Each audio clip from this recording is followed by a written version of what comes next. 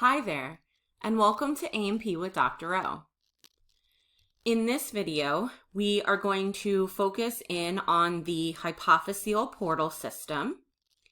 We are again going to use a figure from the A&P OpenStax book because we don't currently have a model that shows the hypophyseal portal system in lab. Let's go ahead and get our bearings here. When we're talking about the hypophyseal portal system, we know this is going to be an interaction between the hypothalamus and the pituitary gland. And the portal system gets its name by where it's located. Hypophyseal, this means that we are going to find it within the hypophysis, which is another name for the pituitary gland.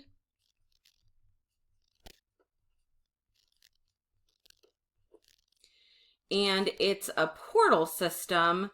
This essentially tells us that we're going to have two capillary beds, and they're going to be connected by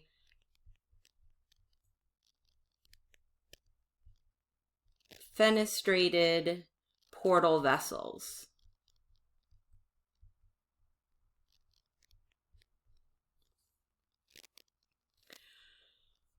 And this is what we're looking at again in our figure. What they've done is they've bracketed out the hypothalamus, the stalk between the hypothalamus and the pituitary gland, which is the infundibulum, and then they've bracketed out the pituitary gland as well. This is going to be our bracket for the hypothalamus. If it helps, you can go ahead and draw an arrow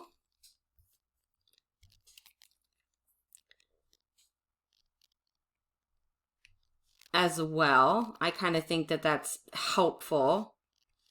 We can more specifically identify, but that again is what this bracket means. This bracket here is referring to the infundibulum.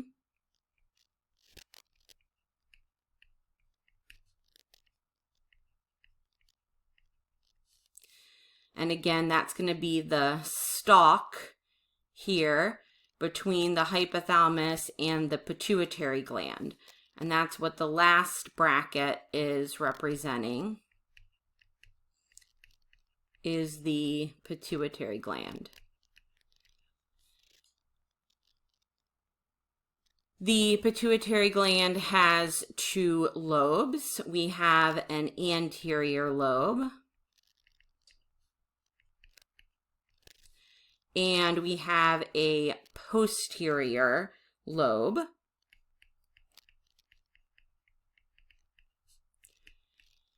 And our focus is going to be on the anterior lobe because that's where we have our hypophyseal portal system. Our location is the pituitary gland. It's two capillary beds connected by fenestrated portal vessels.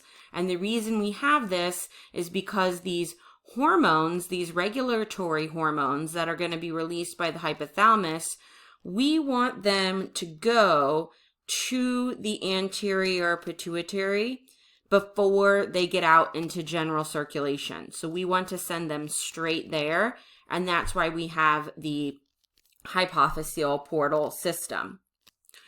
We can see that the vessels are kind of pointed out here. I'm going to go ahead and use an asterisk to identify all of our vessels here.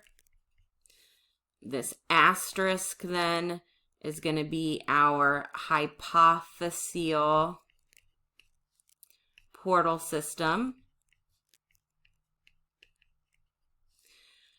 You could also circle it if you wanted to. I'll go ahead and circle it for us here.